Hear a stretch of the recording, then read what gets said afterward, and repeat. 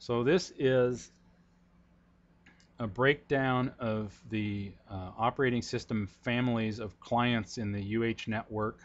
The big blue section is, of course, Microsoft Windows family clients. Mac OS is the orange sector of the pie. Linux is yellow, and then the other classes are on down. Interesting to note that on the left is November 2008, on the right is November 2009. Macintosh made a gain between the two. Linux made a gain between the two. The handhelds is a very skinny little sliver, but it went from 0.14% to 0.47% within that year, probably because our wireless network on the Manoa campus became more handheld friendly by increasing the amount of time that you could check back into the network without having to log in again. So it's a little hard to extrapolate handheld growth from that. But the whole reason for this slide is to introduce the next slide, which this is the same from the same data set, but the previous slide had an other category. This has no other category.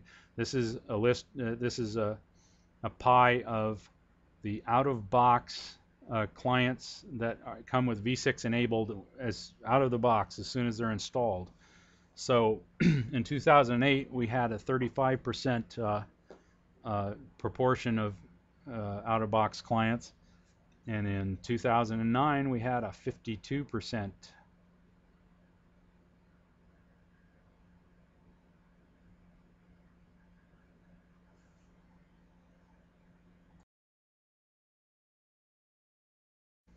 There, I fixed the slide. A 52% out-of-box client proportion in 2009.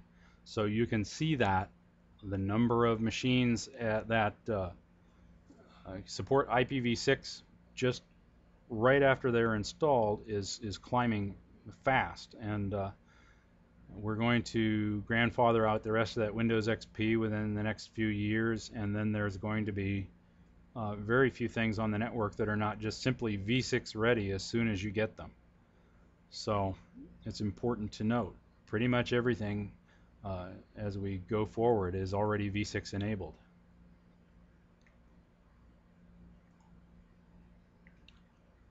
So a little bit about Apple OS 10.4. v6 is on by default.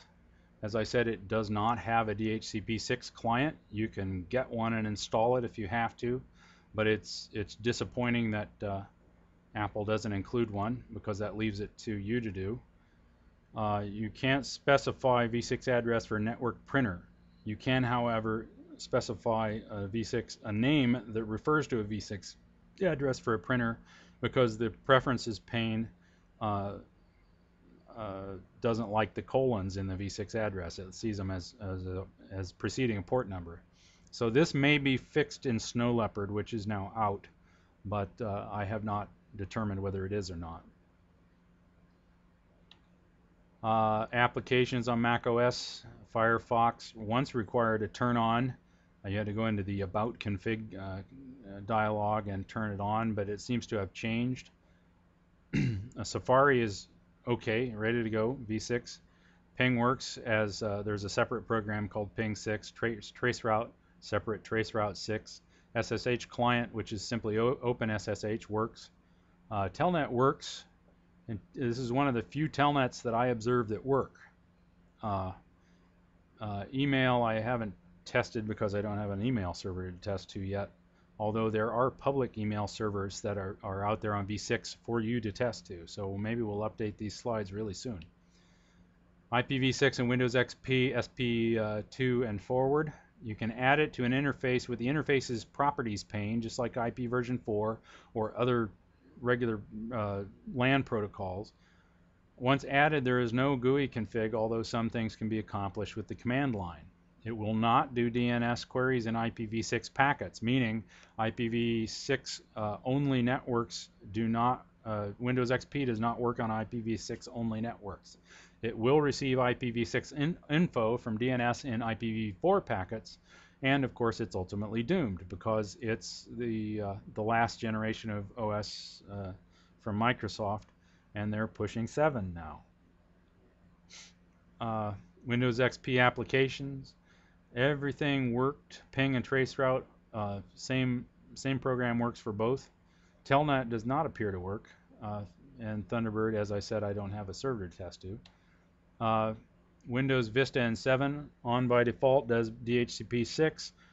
Windows Vista and Windows 7 are the most complete IPv6 implementations among the common client operating systems. The applications, everything is as expected, just like Windows XP, and Telnet doesn't appear to work. Of course, Microsoft may just not be considering Telnet as they move forward, but if you're a network administrator, you know that the need for Telnet pops up now and then. Telnet, the Telnet that comes with the PuTTY open source SSH terminal client does work with v6. Ubuntu Linux IPv6 and Ubuntu 8 works well. It does DHCP 6. If you install it, there's a package. You can select a DHCP 6 client with the package manager and install it, unlike Mac OS where you have to go find it and install it. Since Linux and BSD OS are typically used for reference, and implementation support is pretty good. Applications, Firefox works, Ping works as Ping 6, Traceroute works as Traceroute 6. Telnet, when I tried it, did not work, which is surprising. But there it is. Well, maybe we'll check it again. But and there's a note here. Linux refers to a kernel. People use Linux to refer to an operating system, but Linux really refers to a kernel. And Linux distributions are operating systems.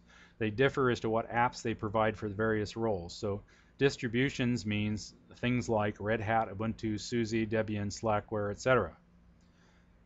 Getting a DNS server address, which, as I said, is kind of the last little gap to close in a v6 only network for clients.